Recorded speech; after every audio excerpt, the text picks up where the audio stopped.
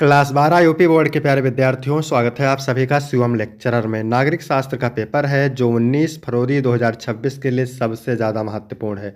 मेरे प्यारे बच्चों, पूरा पेपर एकदम अच्छे से आंसर के साथ हल करके आपको बताने वाले हैं, तो आप लोग वीडियो को पूरा अंत तक देखिएगा। यह एक वायरल पेपर है।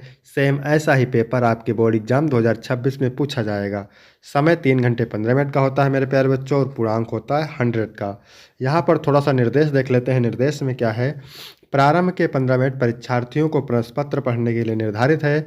सभी प्रश्न करने अनिवार्य हैं। प्रत्येक प्रश्न के लिए निर्धारित अंक उसके सामने दिए गए हैं कि कौन सा प्रश्न कितने अंक का है। प्रश्न संख्या 1 से 10 तक बहुविकल्पीय प्रश्न है। प्रश्न संख्या 11 से 20 तक अति लघु उत्तरीय प्रश्न है, जिनका प्रत्येक उत्तर लगभग 10 शब्दों में देना है। प्रश्न संख्या 21 से 26 तक लघु उत्तरीय प्रश्न फर्स्ट है, जिनका प्रत्येक उत्तर लगभग 50 शब्दों में देना है। प्रश्न संख्या 27 से 30 तक लघु उत्तरीय प्रश्न सेकंड है, जिनका प्रत्येक उत्तर लगभग 100 से 125 शब्दों में, तथा प्रश्न संख्या 31 से 32 दीर्घ उत्तरीय प्रश्न है, जिनका प्रत्येक उत्तर लगभग 250 शब्दों में देना है। तो सभी लोग वीडियो को लाइक करेंगे, चैनल पर नए होंगे चैनल को सब्सक्राइब करेंगे, शेयर करेंगे। चलिए वीडियो को शुरू करते हैं। प्रश्न नंबर 1 है, विश्व राजनीति में द्विध्रुवीयता के अंत का क्या कारण था? क्या सोवियत संघ का विघटन था? क्या शीत युद्ध का अंत था? क्या गुटनिरपेक्ष आंदोलन की भूमिका थी? या फिर ऑप्शन नंबर डी, इनमें से सभी। तो विश्व राजनीति में द्विध्रुवीयता के अंत का कारण था इनमें से सभी। डी ऑप्शन करेक्ट हो जाएगा। इसके बाद यहाँ पर मोस्ट इंपॉर्टेंट पॉइंट है, इनको जरूर तैयार करेंगे। ठीक है, सोवियत संघ का विघटन कब हुआ था? 1991 ईस्वी में। ठीक है, सोवियत संघ का विघटन 1991 ईस्वी में हुआ था। फिर दूसरा है, सोवियत संघ में गणराज्य की संख्या कितनी है? 15। मोस्ट इंपॉर्टेंट है, सोवियत संघ में गणराज्य की संख्या 15 है। बर्लिन की दीवार कई बार एग्जाम में पूछा गया, कब बनाई गई थी? तो 1961 में बनाई गई थी।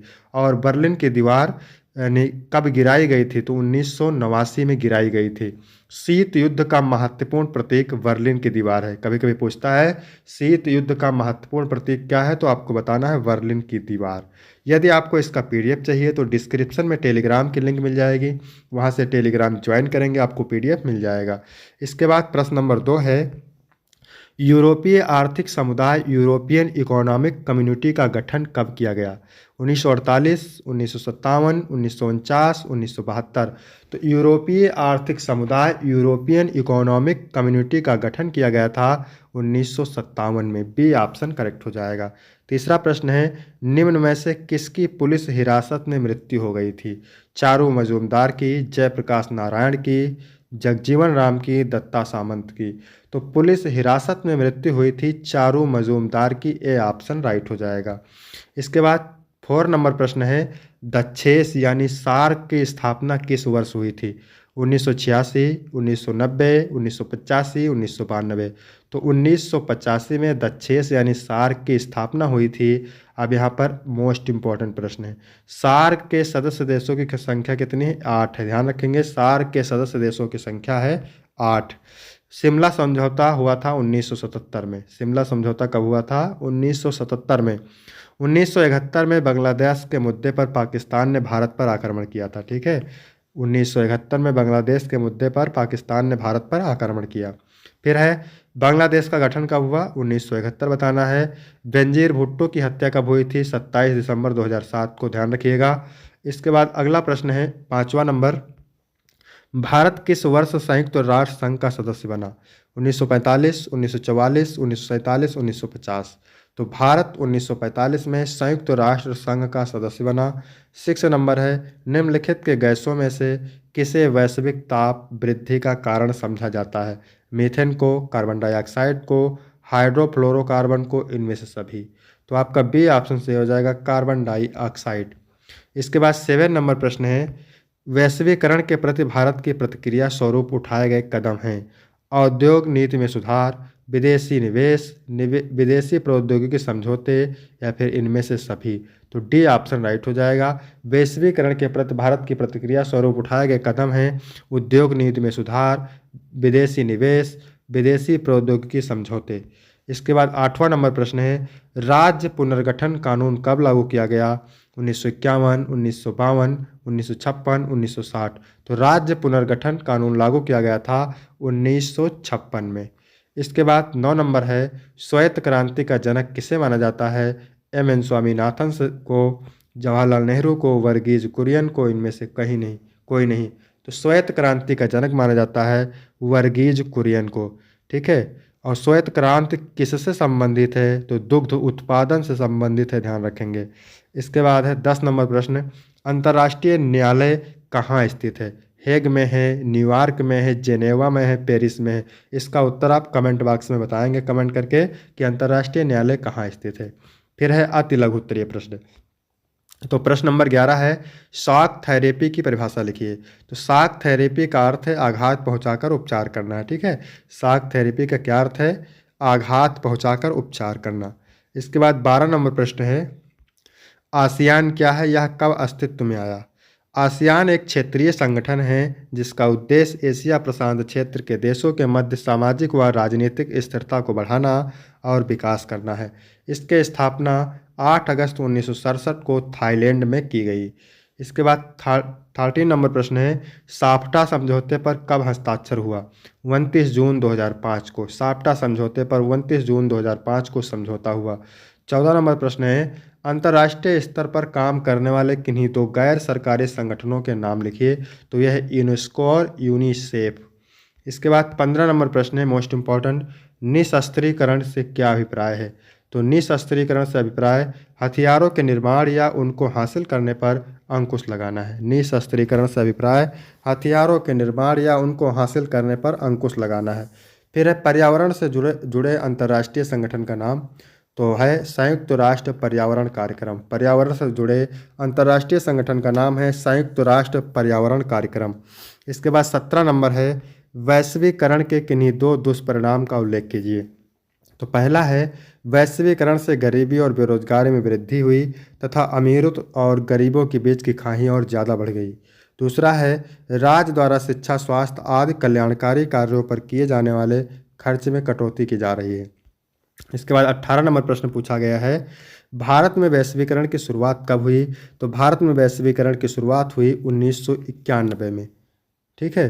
राष्ट्र निर्माण की दो चुनौतियां लिखिए, मोस्ट इंपॉर्टेंट है। तो पहला है लोकतंत्र को कायम रखना, दूसरा है राष्ट्र का विकास करना ताकि समय समाज का भला हो। इसके बाद 20 नंबर प्रश्न है, ऑपरेशन फ्लड का संबंध किस रोजगार से है? तो दूध उत्पादन से है। इसके बाद है लघु उत्तरीय प्रश्न फर्स्ट, उत्तर आपको लगभग 50 शब्दों में देना है। तो 21 नंबर प्रश्न पूछ रहा है, मोस्ट इंपॉर्टेंट है, विकेंद्रित नियोजन पर संक्षिप्त टिप्पणी लिखिए। तो विकेंद्रित नियोजन वह प्रक्रिया है जिसमें योजना निर्माण और कार्यान्वयन की शक्ति केंद्र सरकार से अलग अलग स्तरों, राज्य, जिला पंचायत और नगर निकायों को हस्तांतरित की जाती है। इसका उद्देश्य स्थानीय आवश्यकताओं के अनुसार विकास को गति देना और जनता की भागीदारी सुनिश्चित करना है। इसके बाद 22 नंबर प्रश्न है, दलाई लामा ने भारत में शरण क्यों ली? तो 1959 में चीन द्वारा तिब्बत पर नियंत्रण बढ़ाने और विरोध को दबाने के कारण दलाई लामा को अपने जीवन का खतरा महसूस हुआ। तिब्बत में चीनी दमन से बचने के लिए वे भारत आए, जहां भारत सरकार ने उन्हें शरण दी। तब से वे धर्मशाला में निर्वासन में रह रहे हैं। इसके बाद 23 नंबर प्रश्न है, 1969 में कांग्रेस पार्टी में विभाजन का मुख्य कारण क्या था? तो 1969 में कांग्रेस पार्टी का विभाजन सत्ता और विचारधारा के टकराव के कारण हुआ। तत्कालीन प्रधानमंत्री इंदिरा गांधी और पार्टी के वरिष्ठ नेताओं सिंडिकेट के बीच राष्ट्रपति चुनाव को लेकर मतभेद उभर आए। इंदिरा गांधी ने अनुशासन तोड़कर स्वतंत्र निर्णय लिए, जिससे कांग्रेस दो गुटों, कांग्रेस ओ और कांग्रेस आई में बंट गई। इसके बाद मेरे प्यारे बच्चों 24 नंबर प्रश्न है, ऑपरेशन ब्लू स्टार कब और कहाँ चला गया? मोस्ट इंपॉर्टेंट है, ऑपरेशन ब्लू स्टार जून 1984 में पंजाब के अमृतसर स्थित स्वर्ण मंदिर परिसर में चलाया गया। यह भारतीय सेना द्वारा खालिस्तानी उग्रवादियों, विशेष रूप से जनरल सिंह भिंडरावाले और उनके समर्थकों को हटाने के लिए किया गया था। इस सैन्य कार्यवाही के दौरान भारी हिंसा हुई और सैकड़ों लोग मारे गए। इसके बाद 25 नंबर प्रश्न है, राष्ट्र निर्माण से आप क्या समझते हैं? तो राष्ट्र निर्माण एक ऐसी सतत प्रक्रिया है जिसमें आर्थिक विकास, सामाजिक समरसता, राजनीतिक स्थिरता और सांस्कृतिक एकता के माध्यम से राष्ट्र को सशक्त बनाया जाता है। इसमें शिक्षा, बुनियादी ढांचा, कानून व्यवस्था और नागरिक सहभागिता महत्वपूर्ण भूमिका निभाते हैं, जिससे एक मजबूत, आत्मनिर्भर और प्रगतिशील समाज का निर्माण होता है। इसके बाद 26 नंबर है, अन्य पिछड़ा वर्ग से आप क्या समझते हैं? तो अन्य पिछड़ा वर्ग भारत की उन सामाजिक व आर्थिक रूप से पिछड़ी जातियों का समूह है जो ना तो अनुसूचित जाति एससी में आते हैं और ना ही अनुसूचित जनजाति एसटी में। इन्हें शिक्षा और रोजगार में आरक्षण दिया जाता है ताकि सामाजिक और आर्थिक समानता सुनिश्चित की जा सके। इसके बाद मेरे प्यारे बच्चों, लघु उत्तरीय प्रश्न सेकंड है। उत्तर आपको 100 से 125 शब्दों में देना है। 27 नंबर प्रश्न है, मोस्ट इंपॉर्टेंट है, सुरक्षा परिषद के क्या कार्य हैं? चलिए देखते हैं इसका आंसर। मोस्ट इंपॉर्टेंट है, संयुक्त राष्ट्र सुरक्षा परिषद का मुख्य कार्य अंतर्राष्ट्रीय शांति और सुरक्षा बनाए रखना है। यह वैश्विक संघर्षों को रोकने, युद्ध विराम लागू करने और शांति स्थापना के उपाय करने का निर्णय लेती है। परिषद आर्थिक प्रतिबंध, सैन्य कार्यवाही और शांति अभियानों को मंजूरी दे सकती है। यह सदस्य देशों को विवाद सुलझाने के लिए मध्यस्थता करने और आवश्यकता अनुसार सैन्य हस्तक्षेप की अनुमति देने का अधिकार रखती है। इसके अलावा यह संयुक्त राष्ट्र महासचिव की नियुक्ति में भूमिका निभाती है और नए सदस्य देशों के प्रवेश की सिफारिश करती है। इसके पास स्थायी सदस्यों को वीटो शक्ति प्राप्त है। इसके बाद है 28 नंबर प्रश्न, क्या कह रहा है? मानव अधिकार एवं आतंकवाद समकालीन विश्व की सुरक्षा में किस प्रकार निर्णायक है, समझाइए। तो चलिए देखते हैं इसका आंसर क्या लिखना है आपको। तो मानव अधिकार और आतंकवाद समकालीन विश्व की सुरक्षा में महत्वपूर्ण भूमिका निभाते हैं।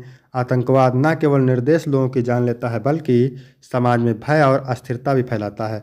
यह मानव अधिकारों जैसे नवीन, स्वतंत्रता और सुरक्षा के अधिकार का उल्लंघन करता है। आतंकवाद से निपटने के लिए कड़े सुरक्षा उपाय आवश्यक हैं, लेकिन ये मानव अधिकारों का हनन किए बिना होने चाहिए।